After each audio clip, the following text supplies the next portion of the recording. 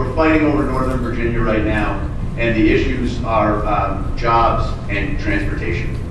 And it's been a very tricky race for Republicans because, you know, unlike any place else I've ever been, frankly, people in Northern Virginia don't care if you raise taxes if you're going to widen Route 66. If you're going to get them home a half hour earlier, you can be a taxer. I've never seen anything like it. So while you're screaming downstate about this guy's going to raise your taxes, he's made a pledge that he broke it, people in Northern Virginia just don't seem to mind that very much as long as he keeps saying taxes and roads in the same paragraph. So, but we are fighting there, and you know, again, the intensity's with us. We have a long way to go. This will be a long October. We're slogging it out.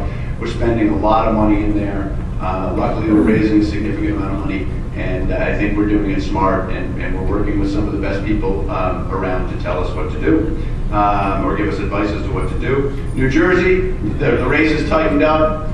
John Corzine is completely unacceptable to New Jersey voters. The guy's approvals are in the 30s. He cannot get over 40 on a ballot. The problem is there's a guy named Daggett, and Daggett is an independent candidate who, so the 60% or so of people who don't like John Corzine and find him completely unacceptable are splitting between Chris Christie, the Republican, and Daggett, the independent. And when they do that, you know, they could make this ballot muddy enough that the first guy to 36 wins or something like that. That's a problem for us. So we have a significant challenge in New Jersey. We're outnumbered dreadfully by Democrats, but we're working there.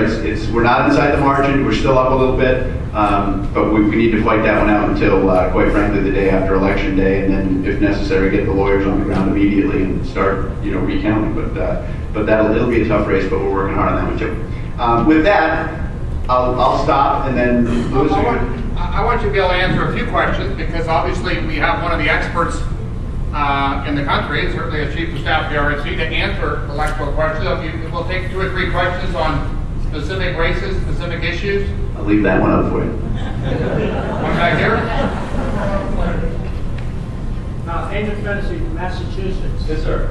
We have a congressional delegation that is deep for the future in the congressional races next year in Massachusetts. Well, you've got a guy here. It's Bill Hudak. Bill Hudak.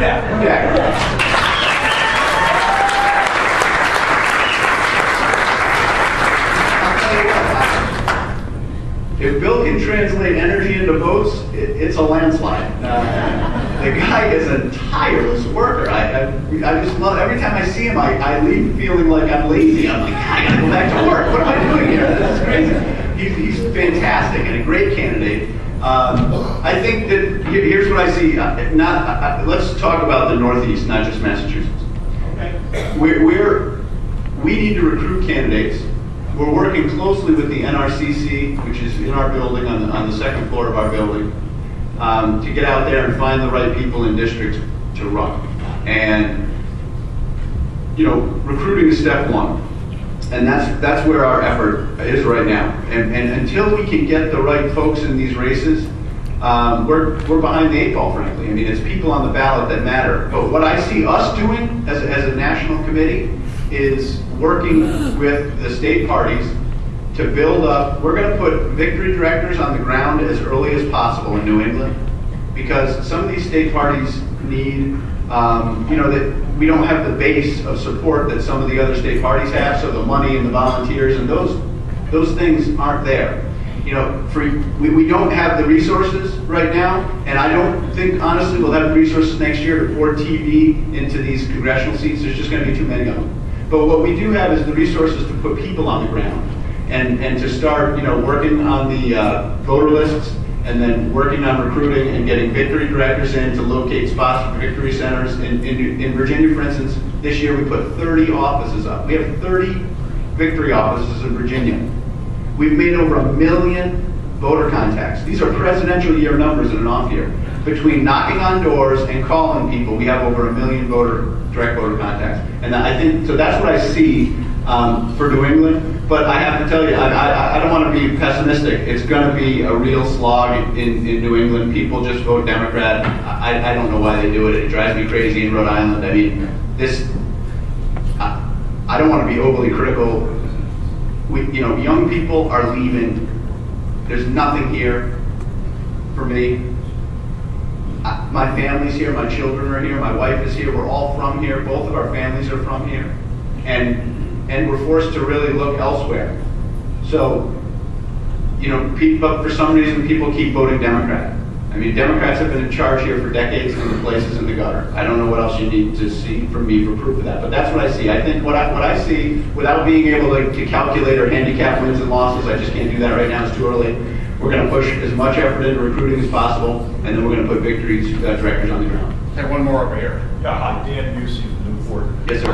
What are we doing to support Tea Parties from a leadership position?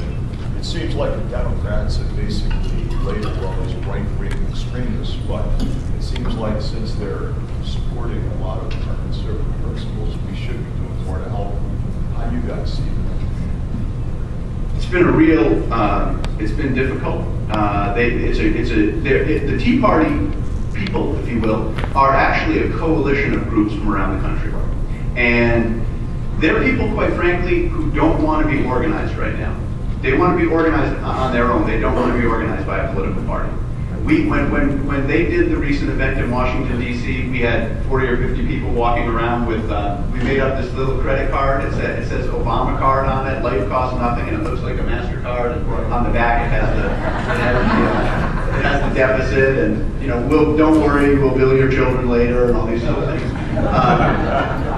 And they took them. They were okay taking them, but they were very hesitant to give us any contact information or to really want to get involved. So what we've done is there's a coalitions division within the RNC. There's 11 divisions under the leadership of the RNC. And those people have reached out to the leadership of the different groups one by one, and slowly they've started to give us mailing lists, and they've started to give us access to email lists, and they're starting to open up and let us talk to them a little bit more. It's going to be a slow process, but at the end of the day, they're with us.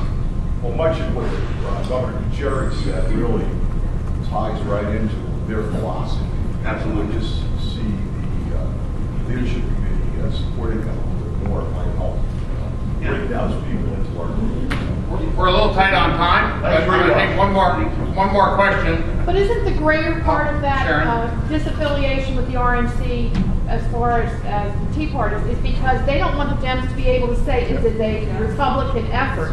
They want to maintain that nonpartisan structure. Yeah, I hope you're right that that's what it is. It's such a diverse group and so many people. I don't think there's one reason. I think there's a number of reasons. Quite frankly, it helps us. I think you're exactly right to stand back and say this is not us. This is, these are not manufactured efforts. These are people furious with the direction of the nation. The press has picked up on that. They know it, and the leadership in the Republican Party knows it. And we're slowly bringing them in to communicate with them more. I know I said one more, last one. Go ahead, just back over. My name's Marty Stewart. I'm from a lot. Real loud, because unfortunately we don't have a floating mic. Tea Party